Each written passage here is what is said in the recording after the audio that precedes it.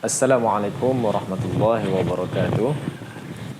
Alhamdulillah hamdan katsiran tayyiban mubarakan fih kama yuhibbuna wa yardah wa asyhadu an la ilaha illallah wahdahu la syarikalah wa asyhadu anna Muhammadan abduhu wa rasuluh sallallahu alaihi wasallam la nabiyya ba'd amma ba'd.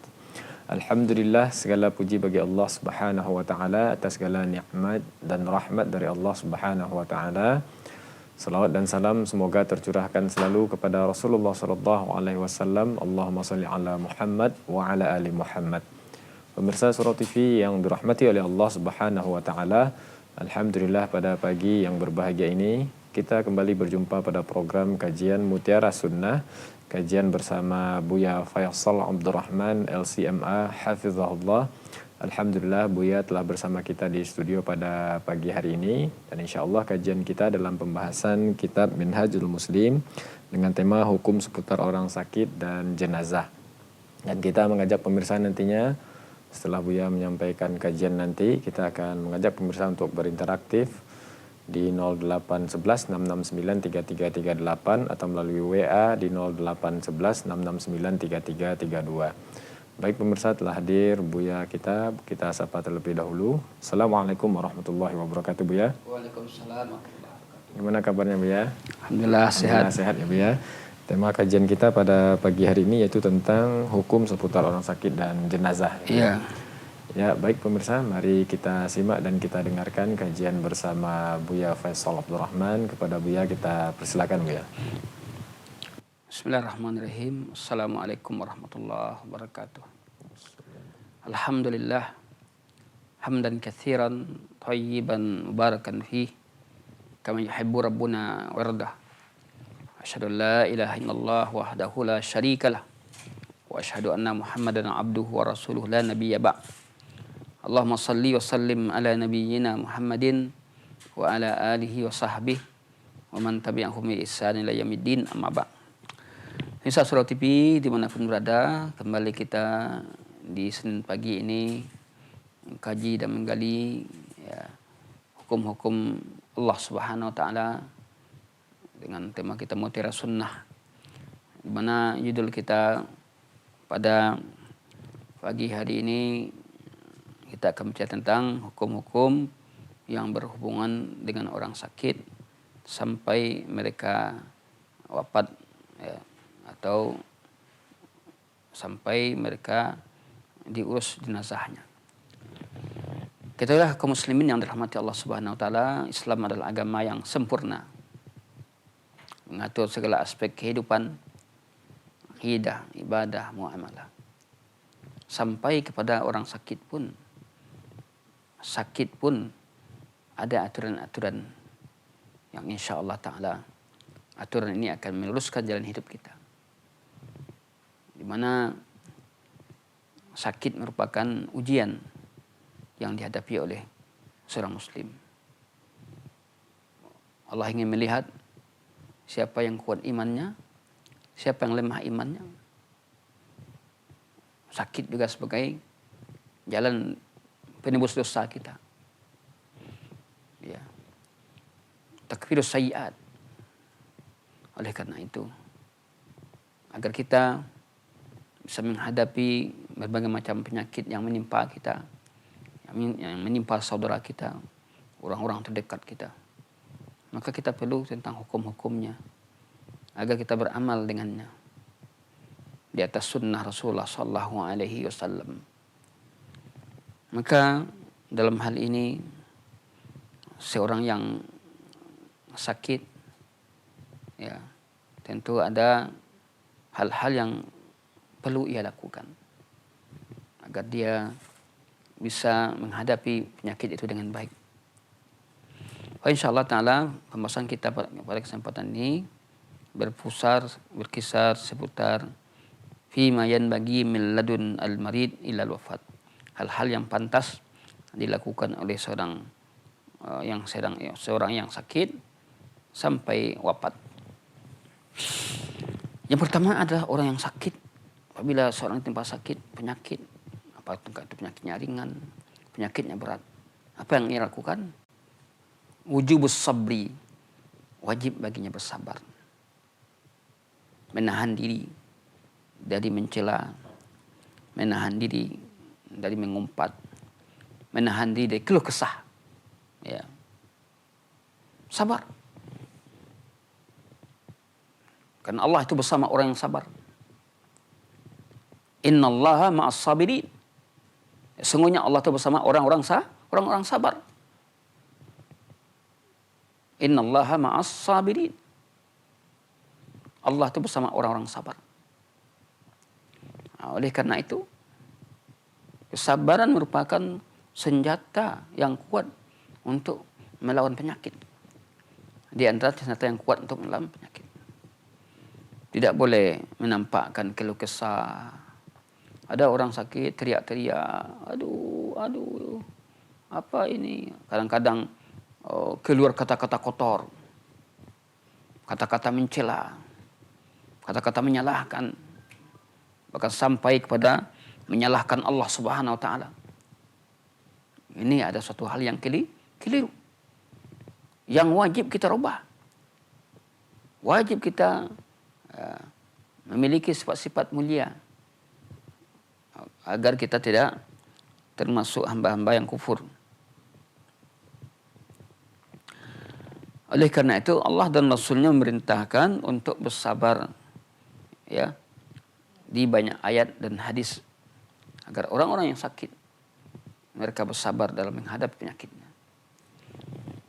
Sabar adalah bukti keimanan kita.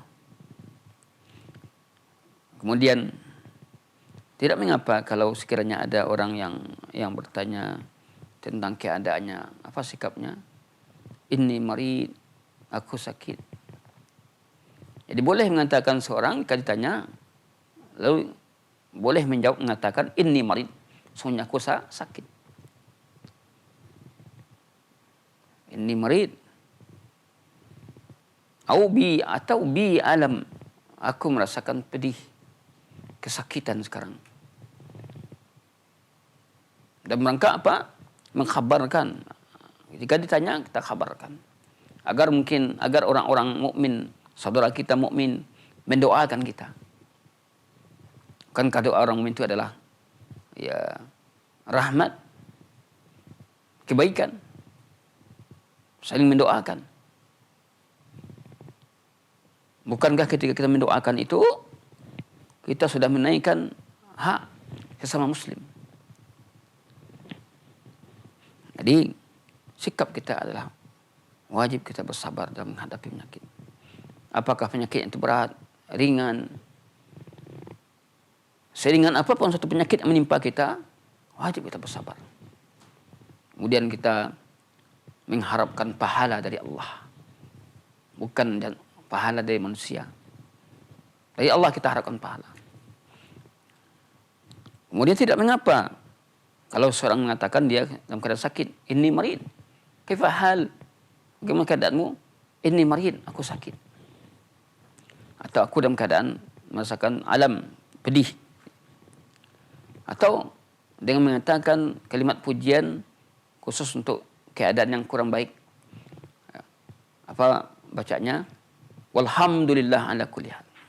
Ketika ditanya, bagaimana kabar Bapak? Bagaimana kabar Ibu? Alhamdulillah ala kulli hal. Ini ketika dia dalam keadaan sakit atau dalam keadaan tidak menyenangkan fisiknya. Tidak menyenangkan suasana hatinya. Maka dia katakan, Alhamdulillah ala kulli hal. Sebaliknya ketika ada orang mendapatkan sesuatu yang menyenangkan, melihat sesuatu yang menyenangkan, merasakan sesuatu yang menyenangkan, apa sikapnya? Tentu lebih muji Allah. Sedangkan dalam kondisi yang tidak baik saja kita muji Allah. Apalagi dalam kondisi baik. Apa doa yang sunnah kita bacanya? Alhamdulillahilladzi bi ni'matihi tatimmus shalihat. Segala puji bagi Allah, dengan nikmatnya sempurnalah as-shalihat. Jadi dari sini nampak bahwasanya seorang mukmin itu selalu dia memuji Allah dalam setiap keadaan. Baik dalam keadaan tidak menyenangkan, tetap muji Allah.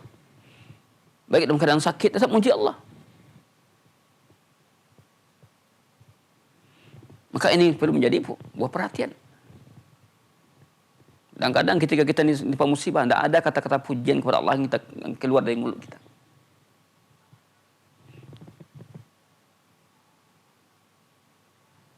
Maka ini perlu menjadi perhatian kita. Wajib kita bersabar. Innallaha ma'as sabirin. Ya ayyuhalladzina amanu ista'inu bis sabri was salah. Allah mengatakan, minta tolonglah kalian dengan sabar dan salat. Dengan sabar dan salat. Pada kelanjutan ayatnya Allah katakan, wa innaha lakabiratun, sungguhnya salat itu amat berat. Illa 'alal khashi'in, kecuali bagi orang yang khusyuk.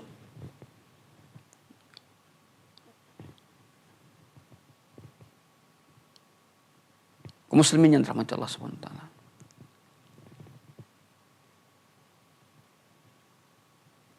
Kemudian hal yang layak dan pantas kita lakukan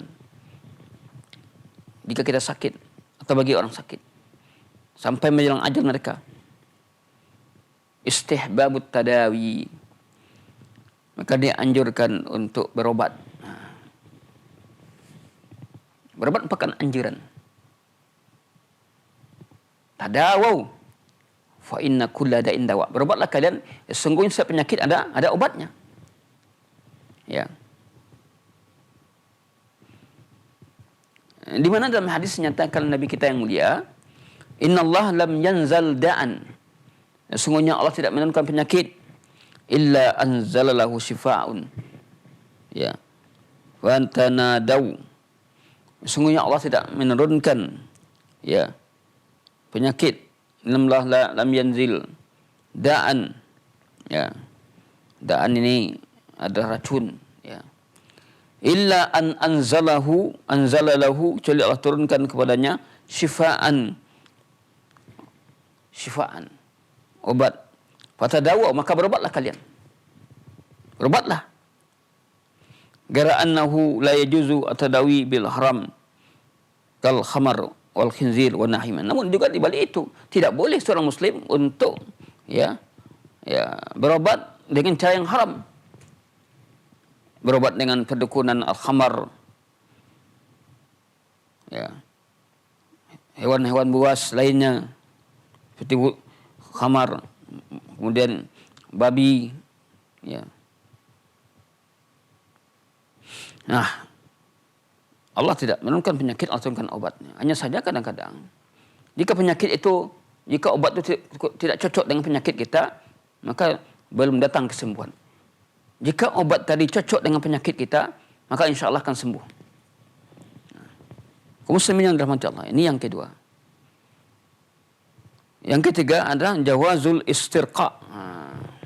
Bolehnya minta ruqyah atau diruqyah.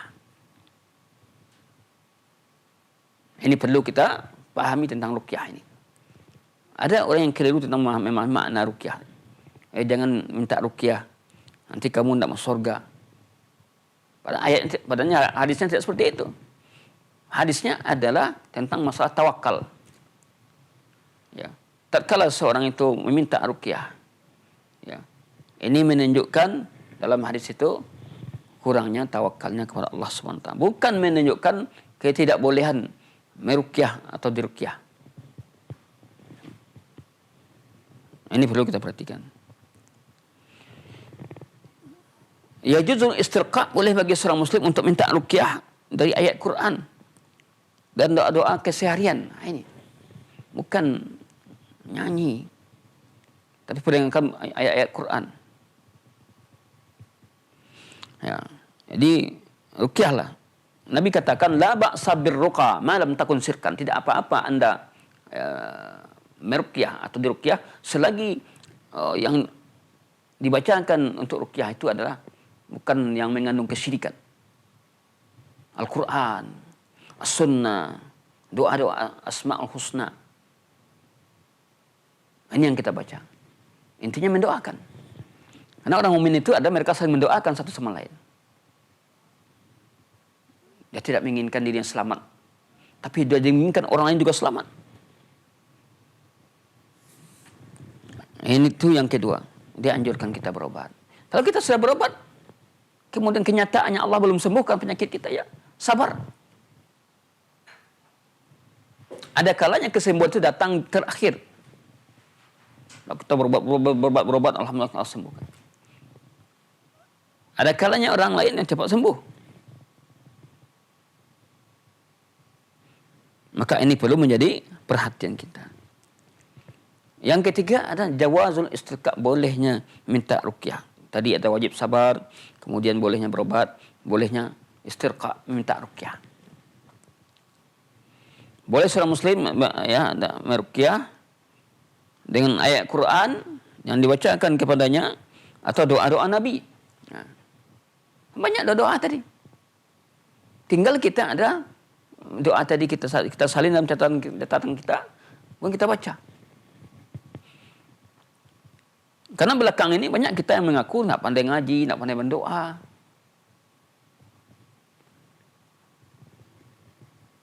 Jadi sekali lagi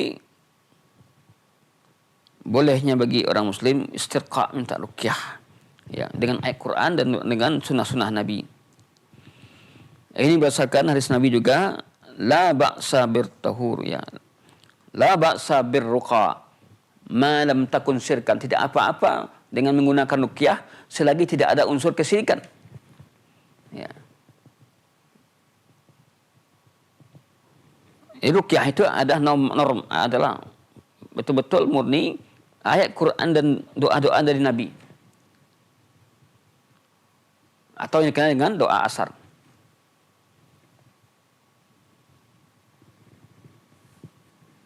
Nah, berikutnya adalah yang keempat, tahrimat tamaim wal azamin.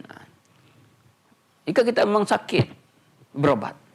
Tapi berobatlah dengan cara yang syar'i, yaitu haramnya berobat kepada ya orang-orang yang menggantungkan jimatnya atau memakai jimat. Karena isi dalam jimat itu ada kalimat-kalimat bahaya.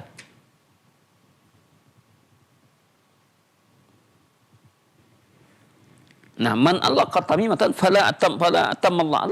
Nabi katakan, siapa yang menggantungkan tamimah? Ya. Tamimah mungkin dibuat dari besi kecil, dari timah. Digantungkan, ada kalanya di leher, ada kalanya di lengan. Ya. Siapa menggantungkan tamimah fala atam, Allah tidak akan menyempurnakannya. Allah tidak akan menyempurnakannya.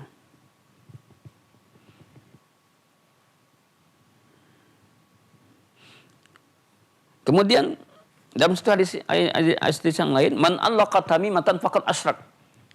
Siapa yang menggantungkan jimat sungguh telah berbuat syirik. Nah, ini. Di mana banyak di kaum muslimin ya, anak-anaknya dipakaikan jimat. Seperti datang setan atau jin yang akan mendekatinya. Atau mereka memakai istilah lain pelasi. Nah, jelas ini tidak boleh kita yakini.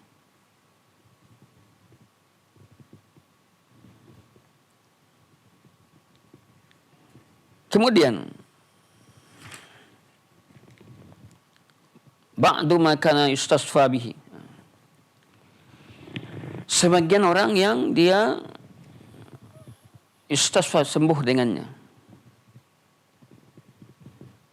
Kana alaihi salatu wassalam, adalah Nabi sallallahu alaihi wasallam meletakkan tangannya yang mulia kepada orang yang sakit. Ini Nabi. Ya. Letakkan tangannya pada orang yang mulia, yang mana sakit, mereka sedang dalam keadaan sakit. Apa kata Nabi kepada beliau? Sambil saya berdoa, bukan hanya pegang saja tanpa doa, ini adalah hampa.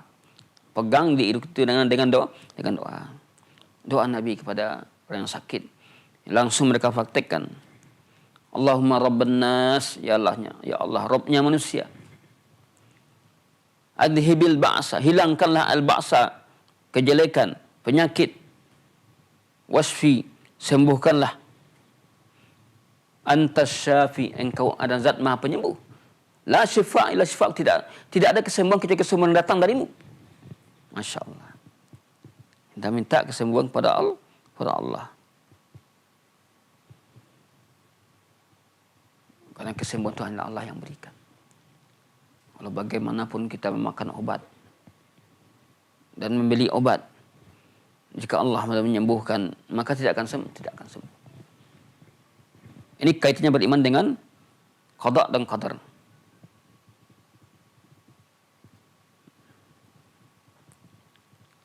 Kemudian ikhwatuna fiddin,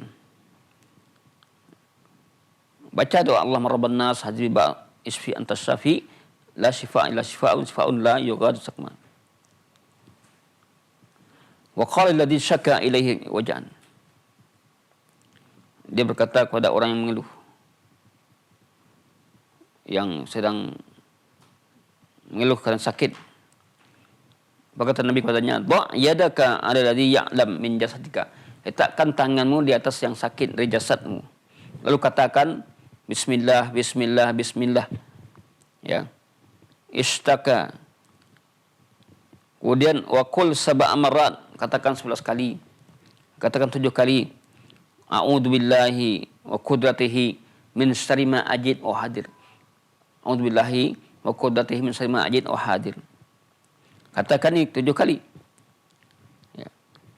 Sebagaimana diriwayatkan oleh Imam Muslim juga, anna Nabi sallallahu alaihi wasallam, Nabi SAW beliau ishtaka, merasakan sakit.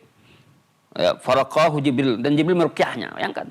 Jibril saja diruqyah oleh, ya, Nabi saja diruqyah oleh Jibril.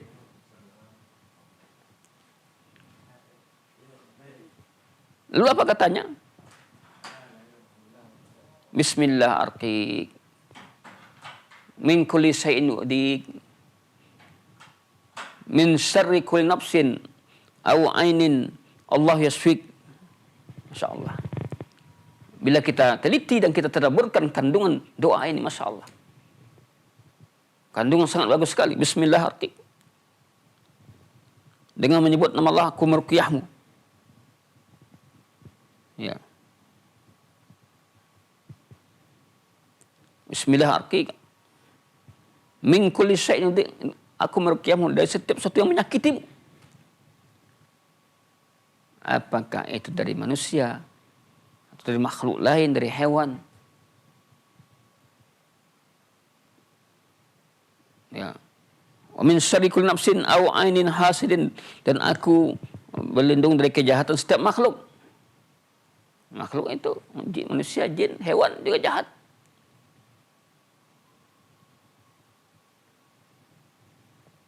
Allah yasfik, Allah akan menyembuhkanmu.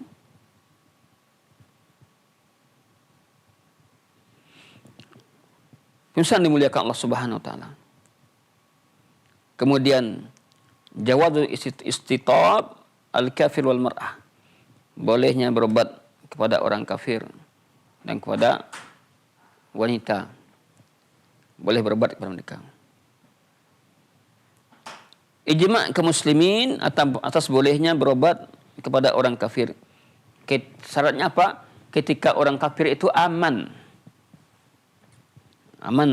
terpercaya. Ya. Wa ala jawazil mudawati rajul lil mar', demikian juga bolehnya laki-laki berobat kepada perempuan ketika aman dari fitnah. Wal mar'atu lirrajul fi halati darurah, bolehnya wanita dengan laki-laki saling berobat tapi dalam kondisi darurah. Artinya kalau kita berobat sekarang, kita seorang akhwat, bolehkah berobat dengan dokter laki-laki? Boleh, didamping dengan mahramnya, kemudian ya terjaga dari fitnah. Ya, kalau dokter di situ tidak ada dokter perempuan, kita mau berobat, kita perempuan, ya berobatlah kita dengan yang ada.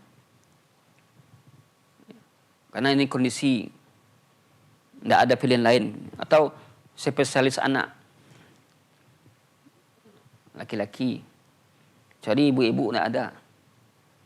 Bolehkah berobat? Ya boleh.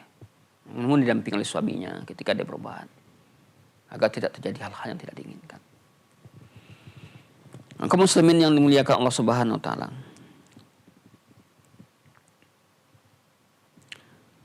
Kemudian ya, dalam hal yang kita katakan tadi, di masa Nabi minta bantuan kepada sebagian orang musyrik dalam sebagian urusan fi ba'dis syu'un. dalam sebagian urusan-urusannya. Dan adalah wanita-wanita sahabiyah yudawinal jarham, mereka mengobati orang-orang yang terluka di kalangan sahabat. Dalam suatu perangan wanita itu bertugas menyediakan obat-obatan. Ya. Berarti apa? Bolehnya wanita untuk mengobati kaum laki-laki. Yang ketujuh adalah jawazu ittikhadil mahajir sihhiyah. Bolehnya mengambil hal-hal bolehnya membuat pelindung kesehatan. Ya. Di mana terutama di sini sakit-sakit menular. Contoh masker kan, atau pakai tutup wajah. Ya, itu boleh. Khususnya orang-orang yang di rumah sakit. Untuk menjaga kesehatan mereka begitu. Kalau ketika mereka keluar pakai masker. Ya.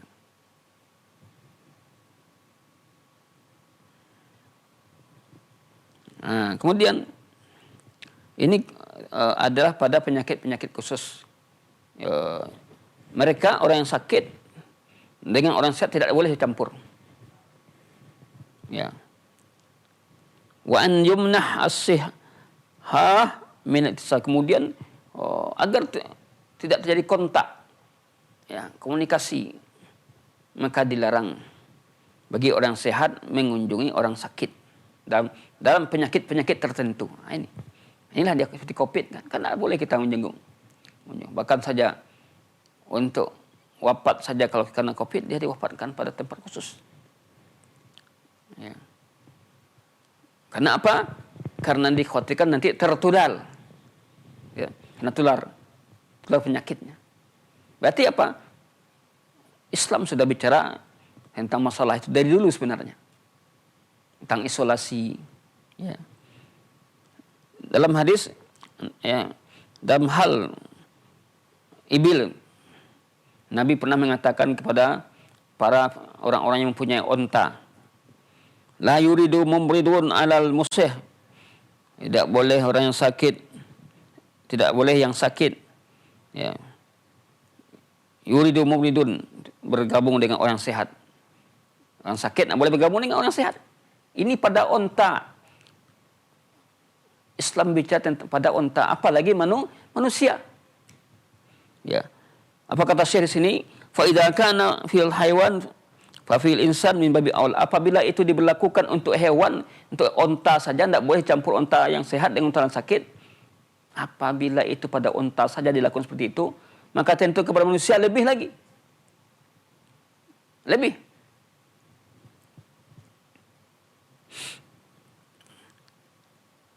Demikian juga perkataan Nabi dalam Musa Ta'un. Idza waqa'a bi ardin antum biha fala takhruju minha. Wa idza waqa'a bi ardin walastum biha fala tahbitu 'alaiha. Ini, ya, hal yang sangat mulia sekali. Katakan oleh Nabi kita yang mulia, idza waqa'a fi ardin, jika terjadi di negeri, ya, satu negeri, wa antum biha, dan kamu ada di dalamnya, fala takhruju minha, jangan kamu keluar darinya, dari negeri tadi. Berarti apa? Seorang yang sakit dia tetap berada di tempatnya tadi. Ya. Fala takhruju minha. Wa idza waqa'a bi ardin, apabila jatuh wabah itu di suatu negeri, sedangkan antum bukan di situ, ya. Fala tahbitu min 'alaiha, jangan kamu berangkat kepadanya, ke tempat itu. Ya. Bertahanlah di dalam. Ini ikhwatuna fiddin yang dimuliakan Allah Subhanahu wa taala. Kemudian saya mengatakan, adapun la adwa wala tirata, tidak ada adwa, tidak ada tirah, Maka maknanya adalah adwa mu'athiratun nafsi nafsiha. Tidak ada penyakit itu yang dia berpengaruh karena sendirinya. Ai biduni iradatillah, artinya tanpa kehendak Allah. Nah, ini dia bolehnya mengambil batas atau bolehnya isolasi kesehatan. Ya. Apakah itu isolasi mandiri, ya. Isolasi tanpa non mandiri. Ini untuk adalah kehati-hatiannya. Kemudian wajibnya menjenguk orang sakit, membesuk orang sakit. Jika kita memang tahu saudara kita sedang sakit, apa kewajiban kita? Kewajiban kita adalah melihatnya. Ya. Ini ada hak sama muslim. Apa yang kita lakukan ketika kita datang ke situ? Mendoakannya dengan kesembuhan, bukan tertawa-tawa, tidak nentu. Ya. Kemudian apalagi orang yang mengunjungi orang sakit menasihati agar dia sabar ya. Mudah-mudahan Allah sembuhkan besok. Semoga cepat sembuh. Doakan dia. Syafaqallah. Ini merupakan bagian dari ajaran kita yang perlu kita perhatikan. Wa an yusiha bis sabri, kemudian wasiatkan dia dengan sabar. Jika orang itu kelihatannya penyakitnya sudah parah, wasiatkan dia untuk sabar, kemudian sampaikan, apakah Anda sudah berwasiat dengan keluargamu? Nah, kalau orang sudah parah sakitnya, tentu kita tidak tahu kematian kapan dia akan mati. Maka dia wasiat untuk keluarganya.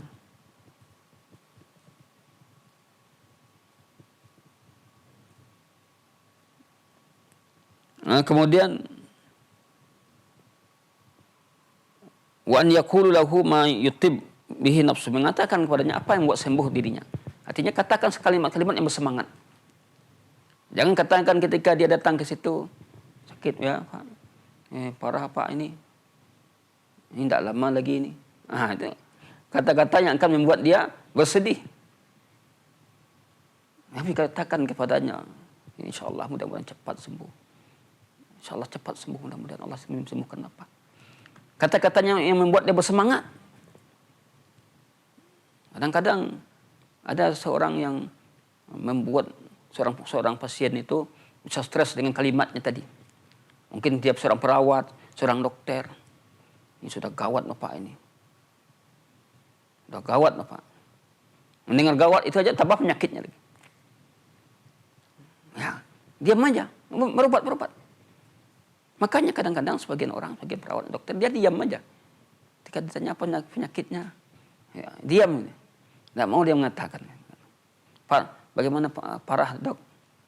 Tidak mau dia mengatakan. Sebagian mengatakan ada mau.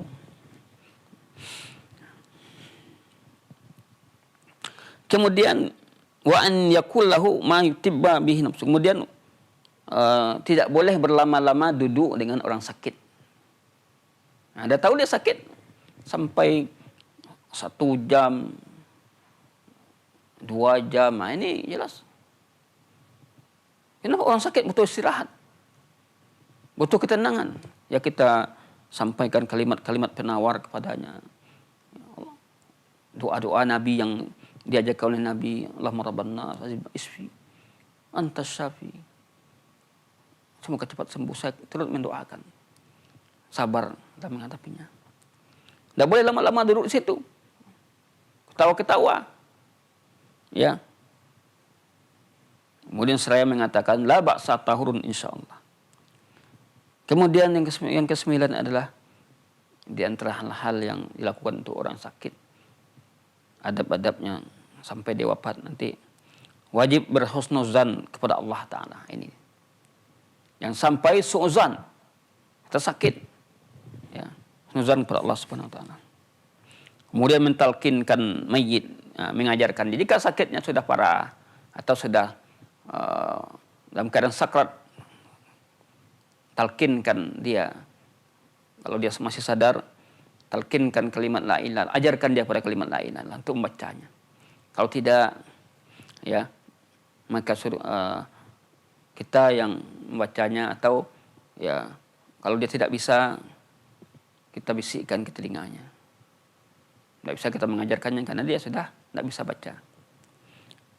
Di mana apabila seorang yang akan mati sempat dia membaca la ilaha illallah, maka ini pertanda, salah satu tanda baik matinya. Lakinu mautakum bila ilaha illallah.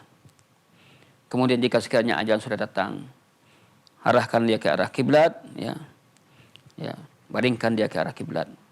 Kemudian taghmidul naf, pejamkan matanya, ya, agar dia tidur dengan tenang.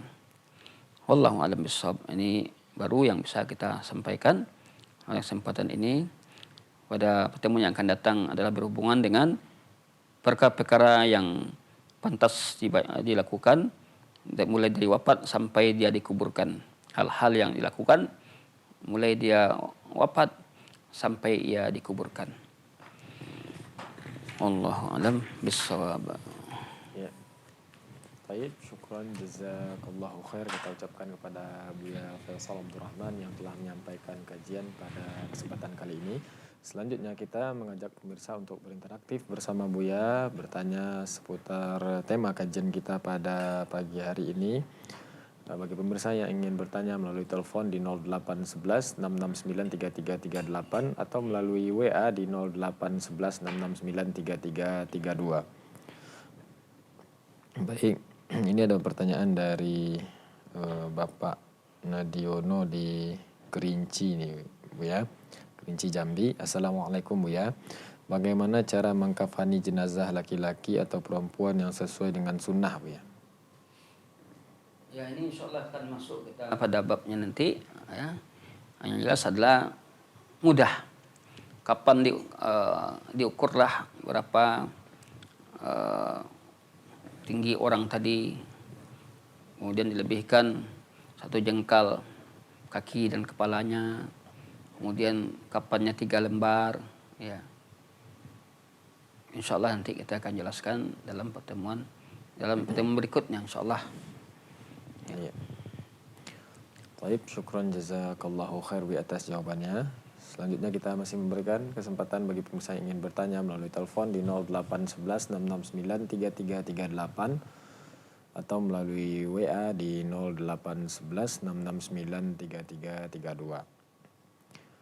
Baik, ini pertanyaan berikutnya nih Bu ya, masih dari WA. Assalamualaikum Bu ya, dari hamba Allah mau bertanya Bu ya, mengenai doa yang dibaca setelah sholat jenazah nih Bu ya, apakah wajib atau sunat hukumnya Bu ya? Doa yang dibaca setelah salam sholat jenazah nih. Iya. Kalau sudah berakhir sholat jenazah, tidak ada lagi doa ini dan itu. Kita melihat sebagai masyarakat kita sudah salat berdoa lagi.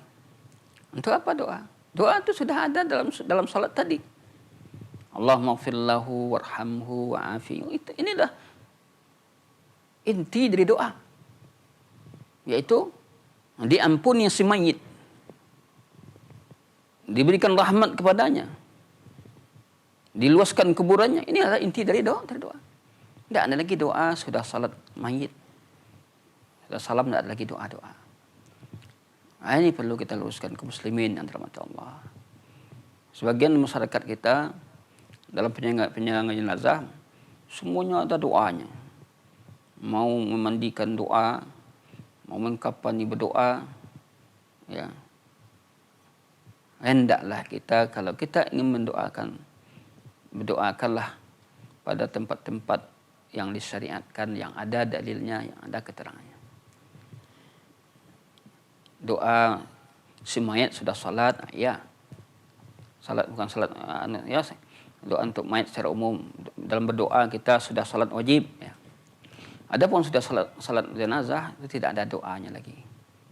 Doa sudah ada, dalam salat itu sudah ada doanya. Wallahu a'lam bishawab.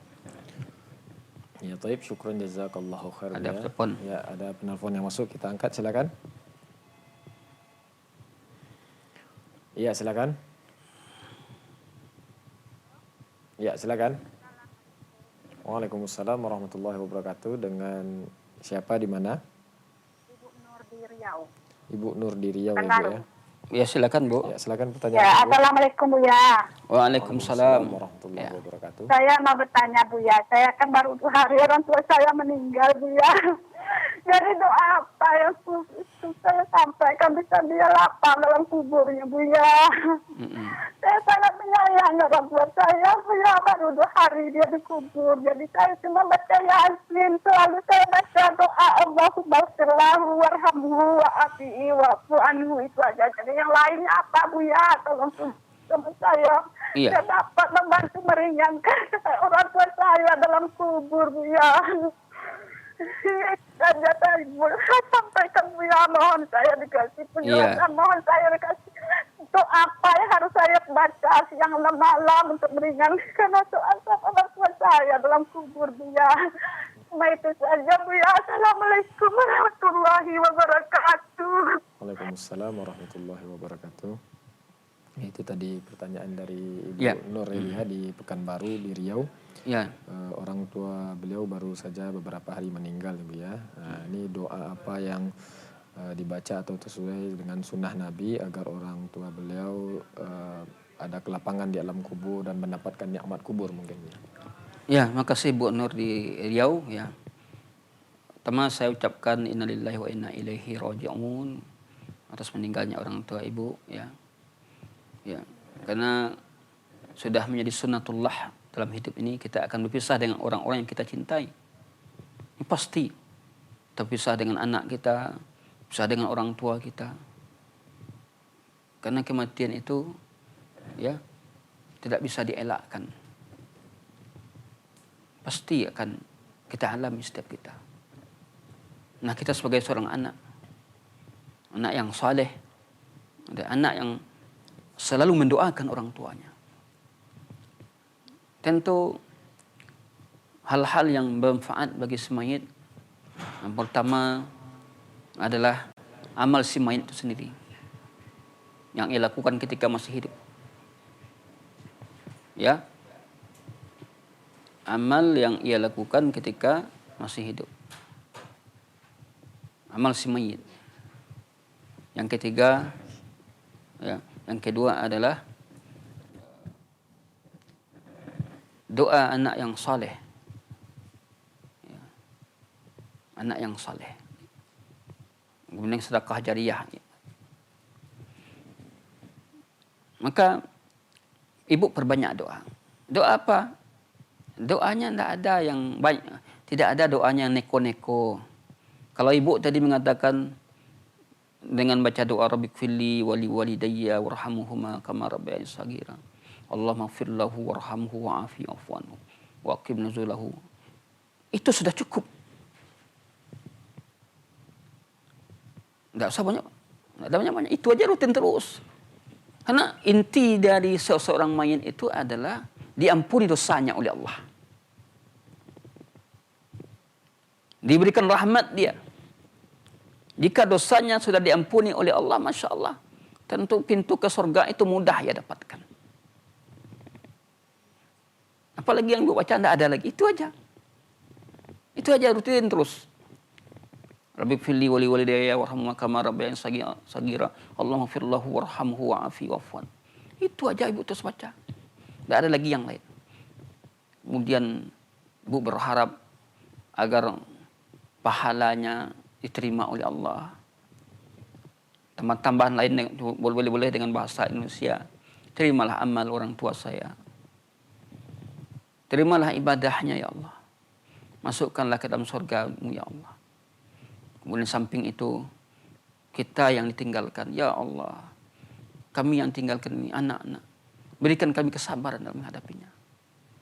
Ampuni dosa kami jika kami bersalah kepadanya ya Allah.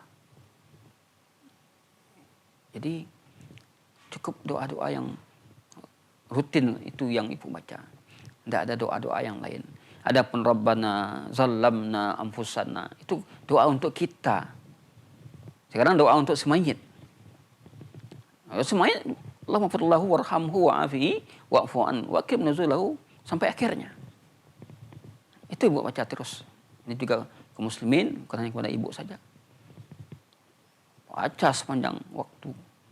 baca sudah salat, ya, baca ketika tahajud. Insya Allah, ya, seorang ibu, seorang bapak, kelak nanti dia akan mendapatkan makam yang mulia di surga. Ya, bukan karena dia banyak beramal, tapi karena istighfar yang senantiasa diucapkan oleh anaknya sepanjang waktu. Anaknya selalu mohonkan ampun akan dosa-dosanya. Akhirnya si ibu tadi diberikan makam yang mulia karena doa anaknya. Perbanyak istighfarkannya bapak ibunya. Ya, semoga Allah akan ampuni dosanya. Tidak ada doa-doa tambahan. Itu aja. Wallahu alam bissawab. Ya, baik, syukran jazakallahu khair ya atas jawabannya. Semoga bisa dipahami oleh Ibu Nur yang bertanya tadi. Jazakallahu khair ya. Selanjutnya kita masih memberikan kesempatan bagi pemirsa yang ingin berinteraktif melalui telepon di 0811 669 3338. Kita angkat penelpon berikutnya, silakan. Ya, halo, silakan. Waalaikumsalam warahmatullahi wabarakatuh. Dengan Bapak siapa, di mana, Pak?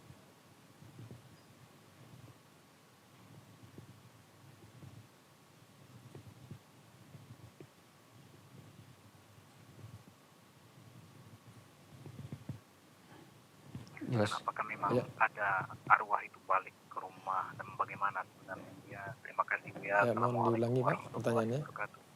Diulang lagi pertanyaannya Pak. Ya Bu ya, ini Bu ya. Orang tua saya telah meninggal Bu ya. Pernah datang ke mimpi saya. Apakah memang bisa arwah itu datang ke mimpi seseorang atau balik ke rumah atau bagaimana Bu ya? Itu ya. Oh iya. Ya. Waalaikumsalam warahmatullahi wabarakatuh. Iya. Insya Allah bisa dipahami pertanyaan Bapak itu. Orang tua sudah meninggal, kemudian datang dalam mimpi ya. Datang dalam mimpi. Ya, apakah roh atau arwah itu bisa datang ke rumah nih ya, ke keluarga? Seorang sudah meninggal, ruh dan arwahnya tidak datang lagi. Dia sudah pergi, meninggalkan dan diambil oleh Allah Subhanahu wa taala. Adapun mimpi, ya itu tidak bisa jadi patokan kita. Bisa jadi mimpi itu datang dari setan yang mengganggu, yang menakut-nakuti kita. Jika itu mimpi baik, ya alhamdulillah, mimpi baik, lagi ketemu dengan orang tua senang, ya anggaplah itu sebagai kebaikan saja dan tidak mimpi itu tidak bisa dijadikan patokan kenyataan, karena nanti ya kalau dia bisa menjadi kenyataan kalau sesuai dengan kenyataan. Kalau tidak, maka mimpi itu hanya sebatas untuk alat untuk permainan tidur. Ya, kalau mimpi yang menakutkan, kita berlindung kepada Allah. Kalau kita mimpi baik, pujilah Allah Subhanahu wa taala. Dan tidak usah mimpi itu kita ceritakan kepada orang lain. Khususnya mimpi buruk, tidak usah kita ceritakan. Jika kita mimpi dengan orang tua kita, namun makna kandungnya ada jelek, tidak usah kita ceritakan. Jika mimpi baik, ya mungkin bisa kita ceritakan pada orang terdekat kita. Akan tapi mimpi tidak bisa menjadi patokan kebenarannya. Apakah akan terjadi sesuai dengan mimpi atau tidak? Maka itu wallahu alam. Ya. Dia nanti kalau dia sesuai dengan kenyataan, berarti benar mimpinya tadi. Adapun arwah yang berbalik lagi itu tidak ada lagi. Apabila seorang sudah mati, ya sudah. Namun syaitan bisa menyerupai wajah seorang, bisa. Kalau kita rasa takut, kita muncul, ya setan bisa menyerupai orang tua kita. Oleh karena itu, ya kita berlindung kepada Allah dari tipu daya syaitan. Maka bacalah menjelang kita tidur, baca doa mau tidur, ya. Kemudian baca ayat kursi, baca tambah lagi dengan al-mu'awwizatain, qul a'udzu birabbil falaq, qul a'udzu birabbin nas, supaya kita tidak mimpi buruk. Wallahu a'lam bissawab. Ya, jazakallahu khair bi atas jawabannya. Berikutnya pertanyaan terakhir dari WA nih Bu ya. Assalamualaikum warahmatullahi wabarakatuh. Ini izin bertanya Bu ya. Apakah ziarah kubur termasuk bakti kepada orang tua yang sudah meninggal, Bu ya? Ziarah kubur ya. Seorang yang berziarah kubur ada dua manfaat yang dia dapatkan. Yang pertama adalah manfaat untuk dirinya, yaitu dia merasa bahwa dia juga akan seperti si mayit yang ada dalam kubur tadi. Manfaat untuk diri kita, agar hati kita bisa lemah, lunak, agar kita semakin semangat dalam beribadah kepada Allah, karena kita akan menyusul. Manfaat kedua adalah manfaat untuk si mayit, yaitu dengan mendoakannya. Maka mendoakan orang tua bukan khusus di kuburan saja, tetapi juga setelah salat 5 waktu, setelah salat sunnah, kemudian setelah tahajud, kita doakan orang tua kita. Mendoakan orang tua merupakan juga bakti pada orang tua. Iya. Di antara birrul walidain kepada orang tua yang sudah meninggal adalah mendoakannya. Menziarahi kuburannya dan mendoakannya. Itu juga bahagian dari bakti kepada orang tua. Mendatangi famili atau saudaranya, mengunjungi famili atau saudaranya, itu juga bakti kepada kedua orang tua. Wallahu a'lam bishawab. Iya, taib. Syukran jazakallahu khair, Bu ya. Baik pemirsa yang dirahmati oleh Allah Subhanahu wa taala, sebelum kita tutup, kita minta kesimpulan kajian kita kepada Buya. Kita persilakan, Buya. Pemirsa yang dirahmati Allah Subhanahu wa taala, ya, kita sudah bicara tentang persoalan sakit, adab-adabnya sampai ya, seorang itu wafat. Maka seorang yang sakit adalah dia bersabar pada Allah, bersabar ya, dan sabar itu akan menguatkan dirinya. Kemudian hendaklah dia ya berobat dengan cara yang baik, meruqyah dirinya ya. Dan jika sekiranya sakitnya sudah semakin keras, hendaklah dia ditalkinkan oleh saudaranya, talkinkan orang yang akan meninggal ya, bukan orang yang sudah meninggal. Yang ditalkinkan adalah orang yang akan meninggal, berarti masih hidup. Ajarkan dia kalimat la ilaha illallah. Dan nanti kalau dia sudah jelas-jelas mati ya, maka pejamkan matanya ya, sehingga dia bisa menjadi baik kematiannya. Wallahu a'lam bishawab. Itulah yang bisa, kesimpulan yang bisa kita sampaikan dari kajian kita, mudah-mudahan manfaat.